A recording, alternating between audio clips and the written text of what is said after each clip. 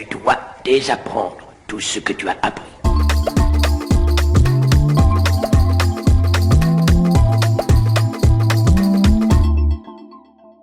Bonjour les amis, eh bien nous continuons dans la construction du concept de culture légitime et de culture illégitime. Donc vous vous rappelez, dans le précédent épisode, nous en étions arrivés au fait qu'il commence à se mettre en place un ministère de la culture en France qui va avoir un rôle très important dans ce que va devenir la culture, donc avec un gros Q bien entendu, dans notre pays, notamment avec la constitution des maisons de la culture et tout ce genre de choses. Donc, découvrons la suite.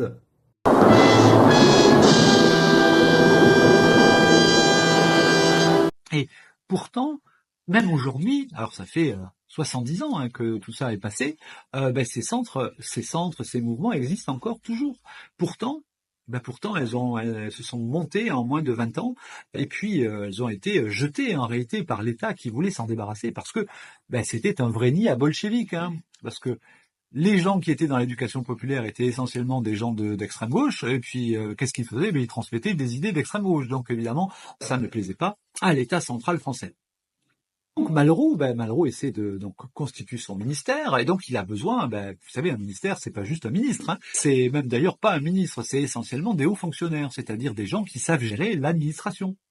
Et pour ça, on a besoin de hauts fonctionnaires. Mais évidemment, aucun haut fonctionnaire ne veut aller au ministère de la Culture. Enfin, pour vous donner une idée, quand vous sortez de l'ENA ou que vous sortez d'une très grande école qui vous permet d'être haut fonctionnaire, qu'est-ce que vous faites? Vous allez viser des ministères intéressants, le ministère de la Défense, le ministère de l'Intérieur, le ministère de l'économie.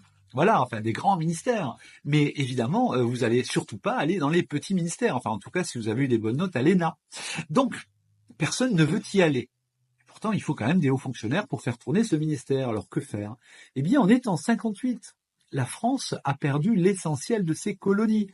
Et donc, il y avait des tas de hauts fonctionnaires qui étaient au Tchad, en Haute-Volta, au Sénégal, au Congo, ou que sais-je, ou en Algérie.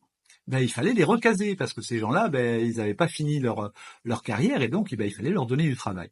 Et donc, que fait De Gaulle et que fait Debré, donc le Premier ministre, pour le ministère de la Culture? Eh bien, il y envoie tous les hauts fonctionnaires qui étaient hauts fonctionnaires dans les colonies. Et vous allez voir que c'est justement ce qui va faire du ministère de la Culture un ministère d'une puissance incroyable. Et donc ces hauts fonctionnaires, ils arrivent. Et sauf que, quelle est la mission principale des hauts fonctionnaires de l'État français dans les colonies? Eh bien, c'est de faire accepter l'idée que la France est une bénédiction pour eux.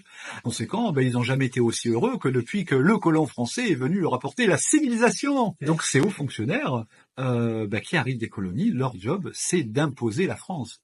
D'imposer la France et de tout faire pour que les peuples colonisés ne se rebellent pas contre celle-ci. Bon, évidemment, ils ont échoué, et tant mieux, mais ça n'enlève rien au fait que ces hauts fonctionnaires arrivent et que ils sont tous envoyés au ministère de la Culture, ce ministère dont personne ne veut. Et donc ces hauts fonctionnaires, ce sont des gens qui savent imposer les choses, mais surtout, ils sont habitués à se démerder dans des situations compliquées. Parce que, vous savez, lorsque vous êtes un peuple colonisateur, les colonisés ils veulent pas trop se laisser coloniser, et donc il y a des tas de difficultés. Puis donc ce sont des hauts fonctionnaires qui savent naviguer en eau trouble, en obtenant des faveurs à droite à gauche, qui sont habitués à payer des bakchiches pour obtenir des résultats. Donc ils font avancer ce ministère à une très grande vitesse. Et en réalité, la construction du ministère de la Culture ex nihilo, en fait, en moins de 6 mois, le ministère de la Culture était devenu un ministère extrêmement puissant en France, alors que les autres n'avançaient pas à la même vitesse. Donc ce sont les hauts fonctionnaires revenant de colonies qui vont mettre en place un certain nombre de choses, notamment les maisons de la culture. Alors, ne confondez pas les maisons de la culture avec les MJC. Maison des jeunes et de la culture. Alors les MJC en général ce sont plutôt des grosses granges améliorées, mais les maisons de la culture, en réalité il y en a 11 en France, les maisons de la culture ce sont des temples de magnificence. Si vous en visitez une, par exemple allez visiter la maison de la culture d'Amiens, qui est une création juste sublime, eh bien, quel est le but? Les maisons de la culture en France servent exactement le même rôle que les ambassades à l'étranger. C'est-à-dire imposer une vision de la France et servir de relais, de courroie de transmission aux idées défendues par l'État central.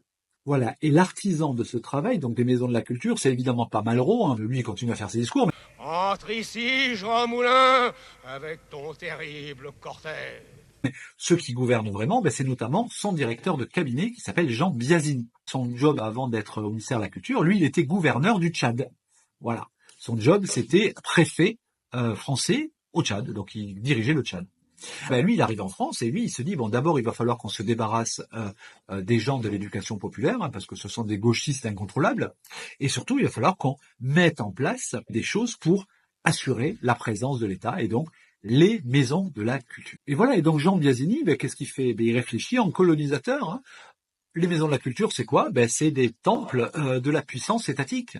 Le but, c'est de montrer la prestance, la force, le pouvoir et de convaincre les gens que c'est l'État qui définit ce qui est juste, ce qui est bon et ce qu'est la culture. À l'époque, évidemment, il y avait un conflit. Il y avait ceux qui venaient de l'éducation populaire qui pensaient que les maisons de la culture allaient accueillir toutes les cultures, hein, c'est-à-dire aussi bien les gens qui apprennent la danse, le macramé, la peinture, la sculpture, mais aussi les syndicats, mais aussi tout ce qui font les cultures, c'est-à-dire une espèce de maison du peuple, si vous préférez, au sens communiste du terme, c'est-à-dire quelque chose qui accueille toutes les sortes de cultures.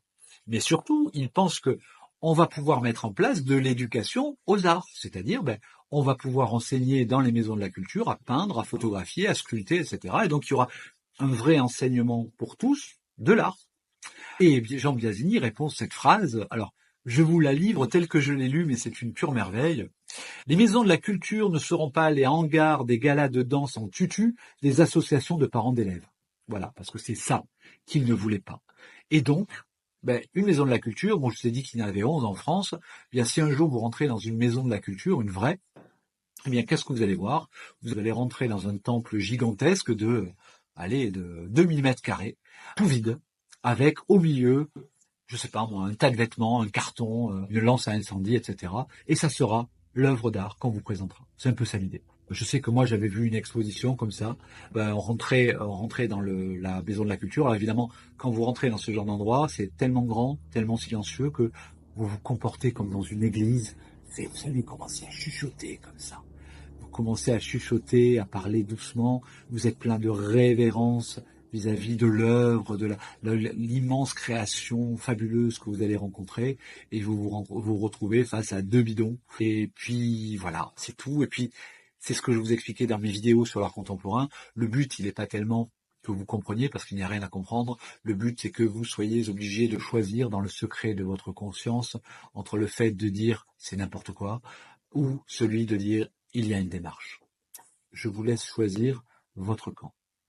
Voilà, je vous ai expliqué que le but de toutes les créations en art contemporain, le but ce n'est pas que vous les compreniez, personne ne les comprend, même pas les artistes qui les produisent, c'est que vous les appréciez.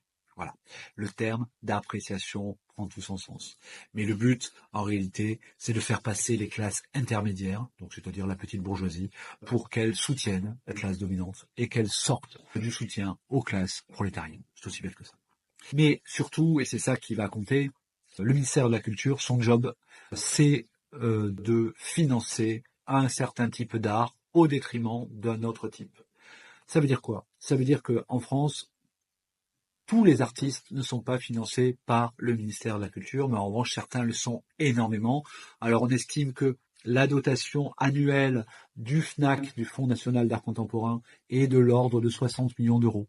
Ça veut dire que chaque année, le FNAC donne à des artistes, en achetant leurs œuvres, 60 millions d'euros environ.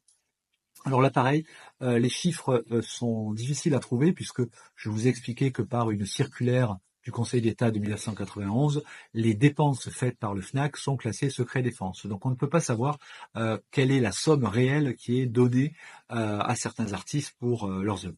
Ce qui est clair, c'est que elle n'est pas donnée à tous les artistes et que les critères de sélection des artistes qui vont être financés par l'État et de ceux qui ne vont pas l'être ne sont pas connus. Ça, personne ne peut le savoir. Si vous appartenez au Centre national d'art contemporain, au CNAC, ou que vous appartenez à une DRAC, sans doute Sans doute vous le savez, mais moi personnellement je ne le sais pas. Pourtant, je travaille dans l'art depuis 27 ans, j'expose à travers le monde, mais je ne suis pas au courant de combien on achète. Mais surtout, la différence, elle est que je ne suis pas en capacité de vous dire pourquoi tel artiste est acheté par le Fnac et tel autre ne l'est pas. Et aucun critique d'art, aucun spécialiste de l'art n'est en possibilité de vous dire pourquoi l'État va donner 200 000 € à l'artiste B et pas à l'artiste A.